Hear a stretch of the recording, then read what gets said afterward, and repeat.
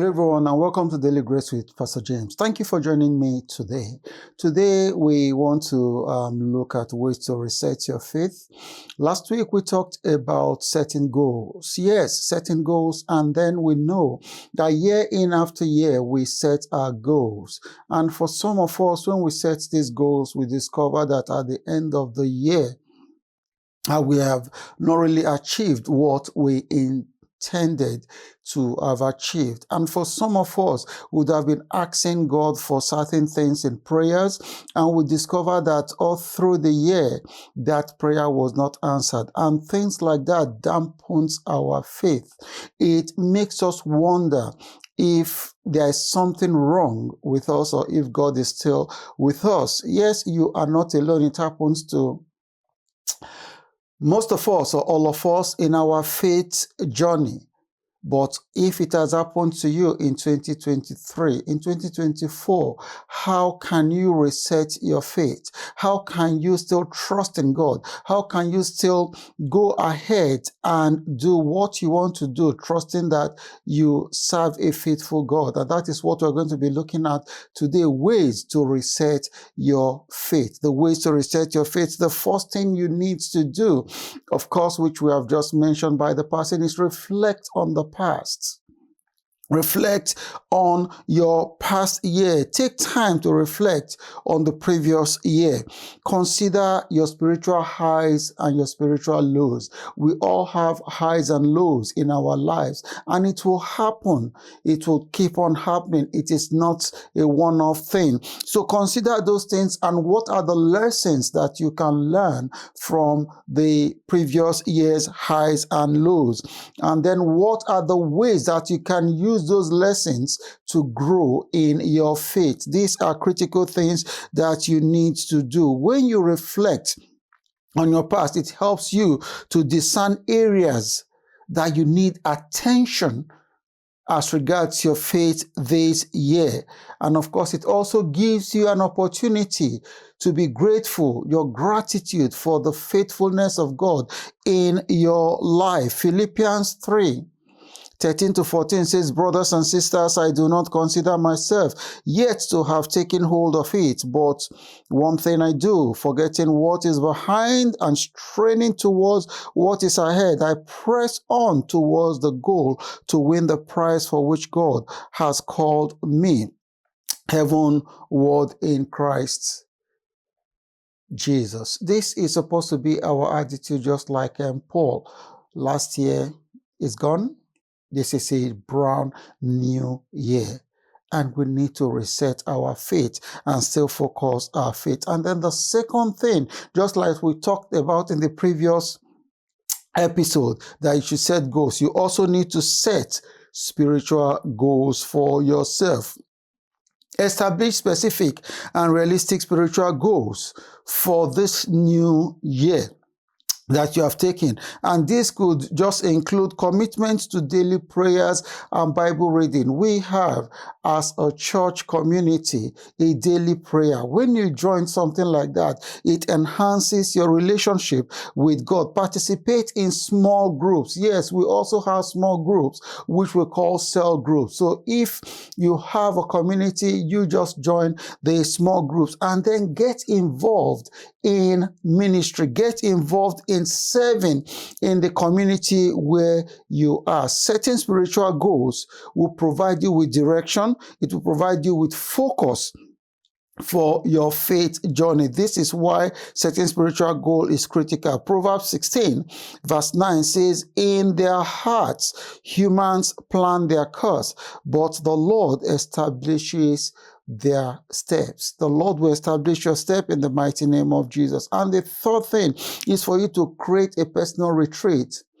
Look for a day of solitude where you want to spend quality time with God and then listen to God. Just find a quiet place, because you don't need that distraction. Sometimes in the hustling and bustling of the world that we go around, we don't hear from God. So you need that quiet time to speak with God and let God also speak to you. And this is the time that you can easily get clarity on your spiritual journey, and you also, at things like that, you are able to set your priorities for the year.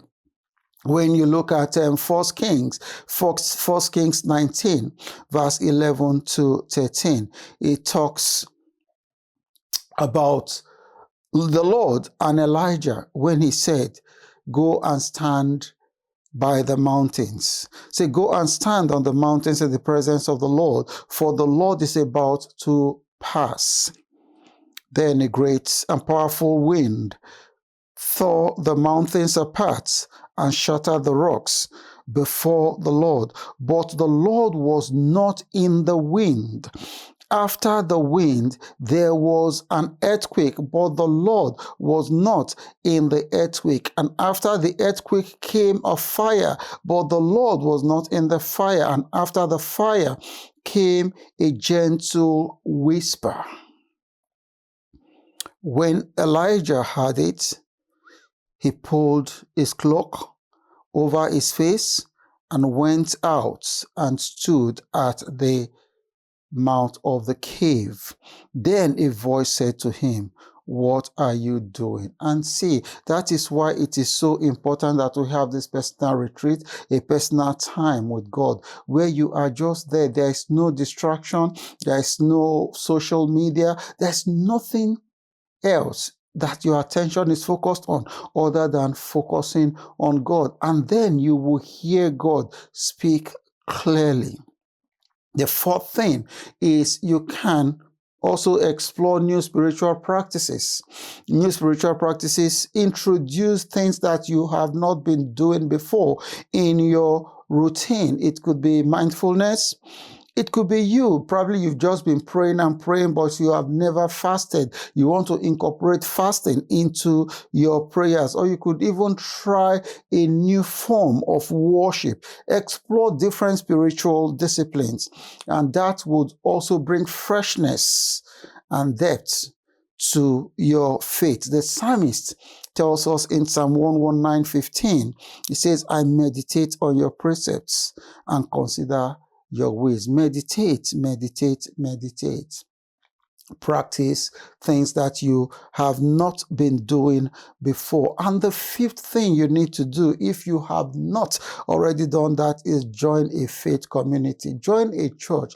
Join a community of believers, because when you connect with community of believers, they provide support, they provide encouragement, they provide accountability for you. And these are the things that will see you through in your faith journey. It's a place where you can grow in faith with other people, because when you are with like-minded people, you will grow as they are also growing in their faith. Hebrews 10:24 to 25 says, and let us consider how we may spur one another on toward love and good deeds, not giving up meeting together, as some are in the habit of doing, but encouraging one another. And that is the key word. When you are in a community of faith, community of believers, you encourage one another, and all the more as you see the day approaching. Join a community of faith, and they would together with you walk this faith journey. We are going to stop here today, and we'll take this as the part 1, and then next week we're going to look at the part 2 of how you can reset your faith, because it is critical for you to still hold on to that faith, to still believe the God who we all know is a faithful God, will never disappoint. And I am sure that the Lord is not going to disappoint you. In his own time, in the right time, he will show up for you, and that which you have been waiting for will definitely come to pass. Thank you very much for listening to me in this episode. Once again, my name is Pastor James Egodibe, and I pastor RCCG, Solid Rock Parish, Derby, 55 Woods Lane, DE22 3UD. If you are looking for a Bible-believing church, we will have wonderful brethren who would be willing and will be glad to welcome you with all arms. And if this episode has blessed you, please do share it with others while I expect you in the part 2 next week. God bless you. Bye.